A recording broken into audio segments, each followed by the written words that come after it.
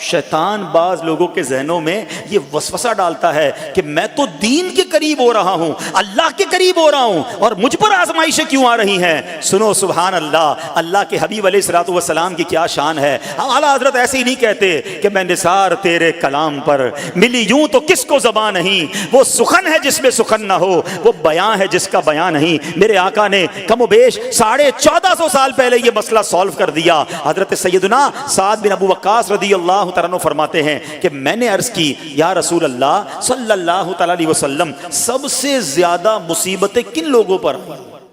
گلی مکا دی نا، پنجابی بچ کہتے ہیں نا، گالی بات ہی ختم کر دی۔ حضور یہ بتائیں سب سے زیادہ مصیبتیں کن لوگوں پر آئیں؟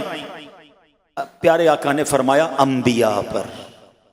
اللہ اکبر، اللہ کے سب سے قریب تو انبیاء ہیں نا، انبیاء پر، پھر ان لوگوں کے بعد جو لوگ بہتر ہیں، پھر ان کے بعد جو بہتر ہیں۔ سنو اب اگلا جملہ، بندے کو اپنی دینداری کے اعتبار سے مصیبت میں مبتلا کیا جاتا ہے۔ اگر وہ دین میں سخت ہوتا ہے اس کی آزمائش بھی سخت ہوتی ہے، اگر وہ دین میں کمزور ہوتا ہے تو اللہ عز و جل اس کی دینداری کے مطابق اسے آزماتا ہے۔ بندہ مصیبت میں مبتلا ہوتا رہتا ہے یہاں تک کہ اس کے دنیا میں ہی اس کے سارے گناہ بخش دیے جاتے ہیں۔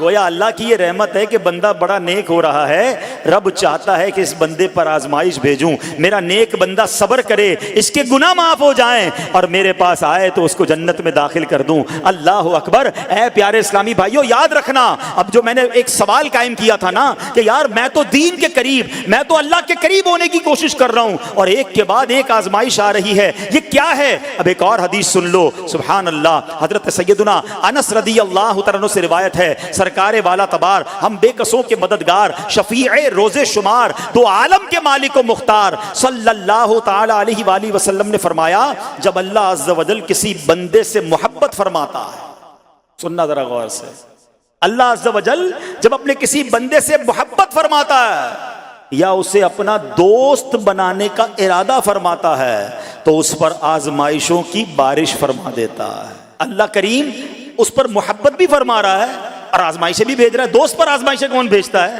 دوست کو تو راحتیں ڈالی جاتی ہیں۔ ہائے ہائے، اب یہی تو امتحان ہے، یہی تو چیک ہے۔ سنو، نبی پاک فرماتے ہیں جب اللہ اس پر آزمائش بھیجتا ہے نا، وہ بندہ اپنے رب کو پکارتا ہے، اے میرے رب عز و جل، تو اللہ فرماتا ہے میرے بندے تو جو کچھ مجھ سے مانگے گا میں تجھے عطا فرماؤں گا، تو جلد ہی تجھے دے دوں گا اور اسے تیری آخرت کے لیے ذخیرہ کر دوں گا۔ سبحان اللہ۔ یعنی اللہ والوں کو آزمایا جاتا ہے، ان کے درجات بلند کیے جاتے ہیں، ان کے گناہ معاف کیے جاتے ہیں۔ تو اے میرے پیارے اسلامی بھائیوں، کبھی بھی یہ ذہن میں خیال مت لانا کہ یار میں دین میں قریب آ رہا ہوں، میری آزمائشیں بڑھ رہی ہیں۔ سمجھ لو امتحان شروع ہو گیا ہے، ٹیسٹ شروع ہو گیا ہے، اب اس ٹیسٹ میں مجھے کامیاب ہونا ہے۔